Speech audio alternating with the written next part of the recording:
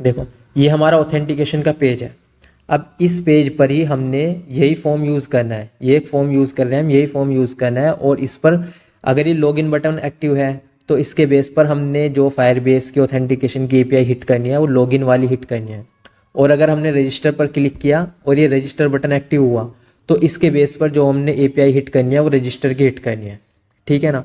और रजिस्टर और या लॉगिन जो हम करेंगे उनमें दोनों में ही हमने सेम फील्ड चाहिए, ईमेल और पासवर्ड ही हमने चाहिए होता है यूज़र से, तो ये सेम ही रहेगा, सब सेम रहेगा। बस क्या करना है, अगर ये बटन एक्टिव है तो हमने लॉगिन करना है, और अगर रजिस्टर बटन एक्टिव है तो हमने क्या करना है, रजिस्टर करना है। अगर लॉगिन बटन एक्टिव है तो हमने यहाँ पर लॉगिन शो करना है कि हम के लॉगिन की एपीआई हिट की जाएगी ये शो करने के लिए।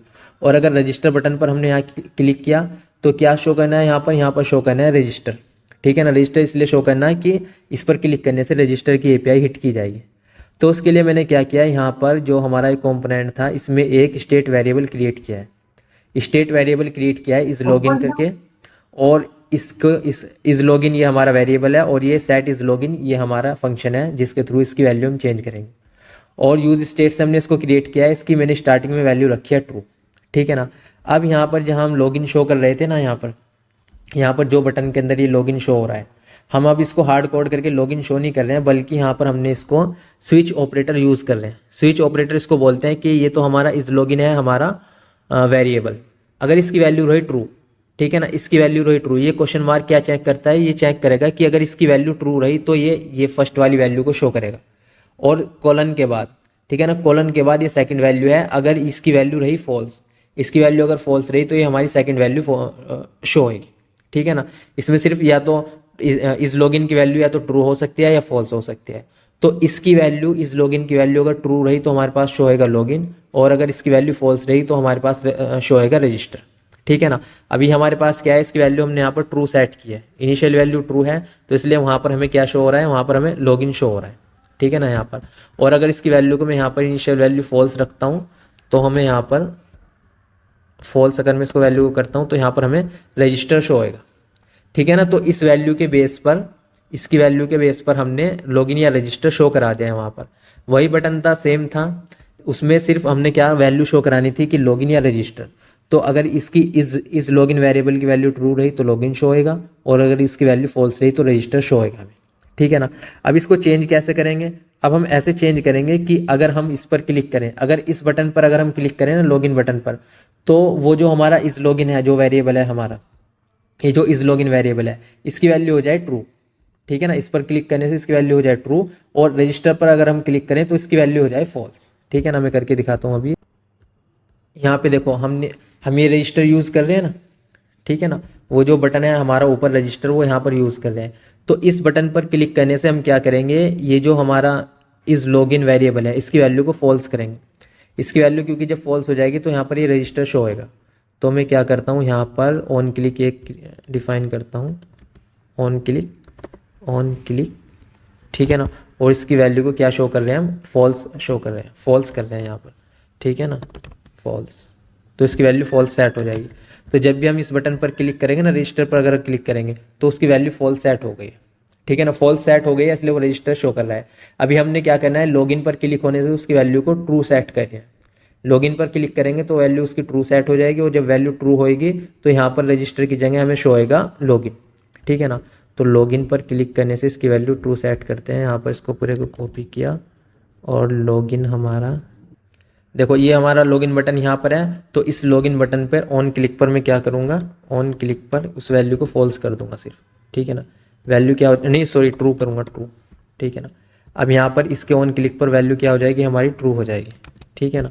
अभी देखो इस पर अगर मैं करूँगा तो वैल्यू ट्रू हो जाएगी, और जैसे ही उसकी वैल्यू, इस लॉगिन की वैल्यू ट्रू होगी तो यहाँ पर चेंज हो जाएगा लॉगिन, ठीक है ना। इसको करता हूँ तो देखो वो लॉगिन हो गया है, और अगर रजिस्टर पर क्लिक करता हूँ तो वो रजिस्टर हो गया, ठीक है ना। तो एक ही हमने कॉम्पोनेंट क्रिएट किया है, और उसमें इन बटन्स की वैल्यू के थ्रू हम लॉगिन और साइन अप कर रहे हैं, चेंज कर रहे हैं। अब उसमें यह है कि ये इसके पास बैकग्राउंड कलर ये आ रहा है, हम इसको भी चेंज करेंगे कि अगर उसकी वैल्यू रहे लॉगिन की वैल्यू अगर ट्रू रहे तो ही ये इसके ऊपर ये जो इसका बैकग्राउंड दिख रहा है ना, ये तो ये शो होए। अगर इसकी वैल्यू फॉल्स रहे, इस लॉगिन की वैल्यू फॉल्स रहे, मतलब अगर रजिस्टर एक्टिव रहे, तो ये बैकग्राउंड इस पर आना चाहिए, इस पर ना आना चाहिए, ठीक है ना। उसके लिए हम कंडीशनली क्लास लगाएंगे कि जो हम बैकग्राउंड यूज़ कर रहे हैं ये जो बीजी यूज़ कर रहे हैं ये हम यूज़ करेंगे एक तो बटन के अंदर क्लास नेम करके बीजी, ठीक है ना। और इसको जो यूज़ करेंगे ना हम यहाँ पर, इसको हम यूज़ करेंगे कंडीशनली। कंडीशनली यूज़ करने के लिए क्या करेंगे, इसको सबसे पहले तो यहाँ से हटाएंगे, कंट्रोल एक्स किया मैंने, और इसको कर्ली ब्रैकेट में डालेंगे, ठीक है ना। क्लास नेम जो हम यूज़ कर रहे हैं ना, वो एलिमेंट को कर्ली ब्रैकेट में यूज़ करेंगे और उसको भी बैकटिक के अंदर यूज़ करेंगे, ठीक है ना। बैकटिक के अंदर यूज़ करेंगे और उसमें क्या करेंगे, इसको कंडीशनली यूज़ करेंगे कि अगर हमारा, इसको क्या करता हूँ मैं, इसको मैं हटाता हूँ, कंट्रोल एक्स किया, बैकटिक हम इसमें यूज़ कर सकते हैं टेम्पलेट लिटरल, ठीक है ना। टेम्पलेट लिटरल से क्या होगा कि अगर हमारा इस लॉगिन एक्टिव है, टेम्पलेट लिटरल यूज़ करते हैं ना, तो इसमें क्या होगा, अगर हमारा इस लॉगिन की वैल्यू ट्रू रही तो ये क्लास हमारे पास, ये जो क्लासेस हैं ये उस पर अप्लाई हो जाएगी। लेकिन अगर इस लॉगिन की वैल्यू फॉल्स रही ना, तो ये जो कॉलन के बाद वाला है तो ये अप्लाई होगी। मतलब इस लॉगिन की वैल्यू अगर फॉल्स रही तो कोई भी क्लास अप्लाई नहीं होगी, मतलब बैकग्राउंड चेंज नहीं होएगा। और अगर इस लॉगिन की वैल्यू ट्रू रही तो बैकग्राउंड हमारा ये रहेगा। इसी तरह हम ये इसमें करते हैं, यही क्लास हम उसमें ऐड करते हैं साइन अप रजिस्टर में। रजिस्टर बटन जो था ना हमारा ये, ठीक है ना, यहाँ पर ये क्लास ऐड करते हैं और इसमें क्या करना है, हमने उल्टा करना है कि इस लॉगिन की वैल्यू अगर हमारी फॉल्स रहे तभी क्लासेस ऐड करनी है, वरना नहीं। कि अगर फॉल्स रहे वैल्यू तो ये क्लासेस ऐड करनी है, ठीक है ना। और अगर इस लॉगिन की वैल्यू ट्रू रहे तो यहाँ पर कोई क्लास ऐड नहीं करनी है, ठीक है ना। कि अगर इस लॉगिन की वैल्यू ट्रू रही तो रजिस्टर में ये क्लास ऐड नहीं होगी, देखो। और अगर इस लॉगिन की वैल्यू फॉल्स रही तो कॉलन के जो बाद है, कॉलन के जो बाद में हमने किए हैं ये क्लास डिफाइन किए हैं, देखो कॉलन के बाद, तो ये क्लासेस ऐड होगी। तो इससे क्या होगा, इस रजिस्टर पर ये बैकग्राउंड कलर आ जाएगा एक। अब देखो मैं फाइल को सेव करता हूँ, तो अभी क्या है ना कि जो हमारा इस लॉगिन है उसकी वैल्यू फॉल्स है। जब उसकी वैल्यू फॉल्स है तो ये बैकग्राउंड कलर देखो रजिस्टर पर आ रहा है, ठीक है ना। और यहाँ पर भी रजिस्टर ही शो हो रहा है। अगर मैं लॉगिन पर जाऊँ तो ये बैकग्राउंड कलर लॉगिन पर आ गया है और यहाँ पर भी लॉगिन ही शो हो रहा है। तो इससे थोड़ा ऐसा अपियर हो रहा है कि ये हमारा लॉगिन एक्टिव है अभी, और अभी हमारा रजिस्टर एक्टिव हो गया, ठीक है ना। तो ये तो हमने बटन को चेंज किया है। अब इसके बेस पर ही हम यूआरएल को कैसे चेंज करेंगे। ये जो हम यूआरएल यहाँ पर यूज़ कर रहे हैं, अगर मैं इस यूआरएल को इधर से हटाऊँ, ठीक है ना, इस यूआरएल को मैं इधर से हटाता हूँ और यूआरएल यहाँ पर कंडीशनली चेक करूँगा कि इफ़, ठीक है ना, इफ़ इज लॉगिन, अगर इस लॉगिन की वैल्यू हमारी रहे ट्रू तो हमने जो यूआरएल लेना है ना, हमने जो यूआरएल यूज़ करना है, यूआरएल एक यहाँ पर कांस्टेंट में क्रिएट करता हूँ लेट, ठीक है ना, यूआरएल, ठीक है ना, यूआरएल करके अगर इस लॉगिन की वैल्यू रही हमारी ट्रू तो यूआरएल की वैल्यू होनी चाहिए ये यहाँ पर कंट्रोल Z क्या हुआ है। और यहाँ पर क्या करना है, मैंने यूआरएल यूज़ करना है, यूआरएल, ठीक है ना। देखो इसमें क्या है ना, मैंने क्या किया है, बाहर एक ग्लोबली यूआरएल वेरिएबल क्रिएट किया है, यूआरएल वेरिएबल बाहर ग्लोबली क्रिएट किया और उसमें इफ़ कंडीशन चेक किया है। अगर ये जो हमारा इस लॉगिन है अगर ये ट्रू हुआ, इसका मतलब यह है कि अगर ये ट्रू हुआ तो हमने लॉगिन की एपीआई सेंड करनी है, ठीक है ना। और हमने फिर उसमें क्या किया है, साइन इन विद पासवर्ड ये इसमें अप्लाई कर दिया है। और लेकिन अगर ये फॉल्स हुआ, अगर ये इस लॉगिन की वैल्यू फॉल्स हुई तो उसमें हम कौन सी एपीआई सेंड करेंगे, एल्स में लगा देते हैं उसको, ठीक है ना, एल्स उसमें हम यूआरएल को चेंज कर देंगे लॉगिन में, ठीक है ना, साइन अप में, ठीक है ना।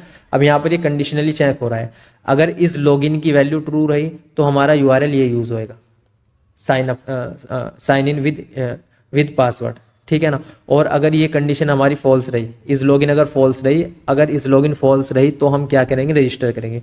तो रजिस्टर में हमने सिर्फ क्योंकि यूआरएल चेंज करना होता है ना सिर्फ, तो हम यहाँ पर यूआरएल चेंज कर रहे हैं और साइन अप आ जाएगा। बाकी हम यहाँ फैच में जो ये फैच फंक्शन यूज़ कर रहे हैं एपीआई रिक्वेस्ट सेंड करने के लिए, उसमें यूआरएल यूज़ कर रहे हैं। अब ये यूआरएल क्या है, ये हमारा वेरिएबल है और इसकी वैल्यू क्या होगी, इसकी वैल्यू इस लॉगिन के बेस पर चेंज होगी।